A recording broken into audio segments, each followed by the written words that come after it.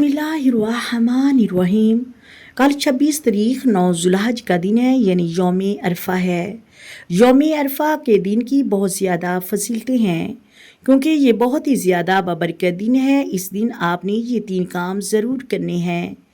ये वो काम हैं जिनके करने के फ़वाइद फ़जीलतें खुद नबी करीम सल्लल्लाहु अलैहि वसल्लम ने खुद बयान फरमाई है।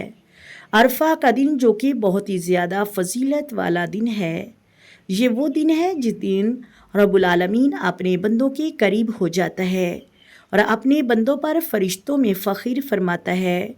और ये वो दिन है जिसमें आका दो आलम सल्लल्लाहु अलैहि वसल्लम ने इरशाद फरमाया, यौम अरफा से बढ़कर कोई दिन ऐसा नहीं जिस दिन में अल्लाह लोगों को ज़्यादा जहन्नम से आज़ादी अता फरमाता है। यानी सबसे ज़्यादा जहन्नम से आज़ादी यौम अरफा के दिन है। तो हमने इस दिन में ये 3 काम ज़रूर करने हैं। जाने वो कौन से 3 काम हैं। नंबर 1 पर रोज़ा हमने मिस नहीं करना, क्योंकि यौम अरफा के रोज़े की बहुत ज़्यादा फजीलत है।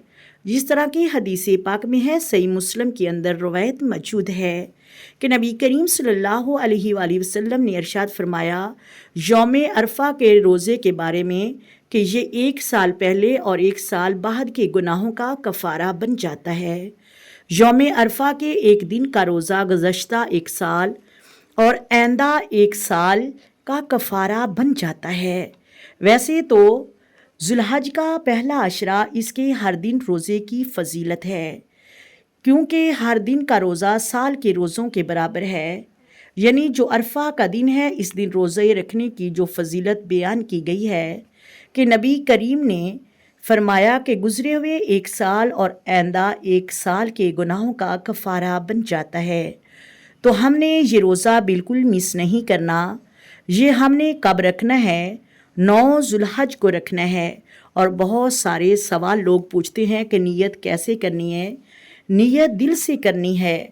अगर आपने नीयत का इरादा दिल में कर लिया है कि मैंने अरफा का रोज़ा रखना है, या रख रही हूँ या रख रहा हूँ, तो नीयत हो गई।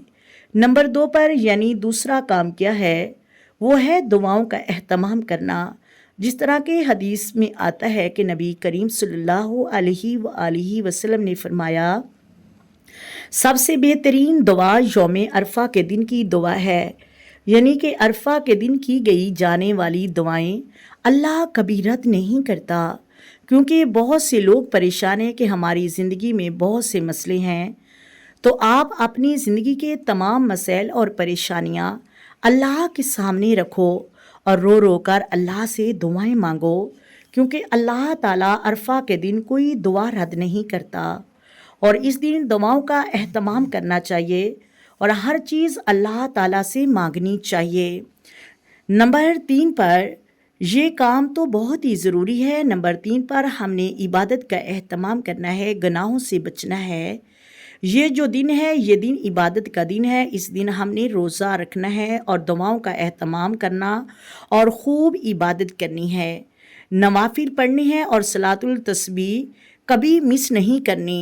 सलातुल तस्बीह के नवाफिल, सलातुल तस्बीह 4 रकात नमाज नवाफिल आपने ज़रूर पढ़ने हैं। जो यौम अरफा के दिन सलातुल तस्बीह पढ़ता है, हदीस पाक में है कि उसके गुनाह माफ़ कर दिए जाते हैं, चाहे वो छोटे गुनाह हों और चाहे वो बड़े हों, चाहे वो अंधेरे में किए गए हों और चाहे वो रोशनी में किए गए हों। उम्मीद करती हूँ आपको वीडियो की समझ आ गई होगी। अगर वीडियो अच्छी लगे, वीडियो को लाइक करें और शेयर करें और चैनल को सब्सक्राइब करें। दुआ है कि अल्लाह तबारक व तआला हमें इबादत करने की और गुनाहों से बचने की और गुनाहों से खसूस बरखसूस बचने की तौफीक अता फरमाए और अपनी हिफाजत में रखे। आमीन सुम्मा आमीन। आए मिलकर आका दो आलम नूरे मुजस्सम सरवरे कायनात सल्लल्लाहु अलैहि वसल्लम की ज़ात पर दरूद व सलाम के नजराने पेश करें। अस्सलातु वस्सलामु अलैका या सय्यदी या रसूलल्लाह, अस्सलातु वस्सलामु अलैका या सय्यदी या हबीबल्लाह, अस्सलातु वस्सलामु अलैका या सय्यदी या नबी अल्लाह व अला आलिका व स्वहाबिका या सय्यदी या मुहम्मदुर रसूलुल्लाह। मोहतरम नाज़रीन, अल्लाह हाफिज़।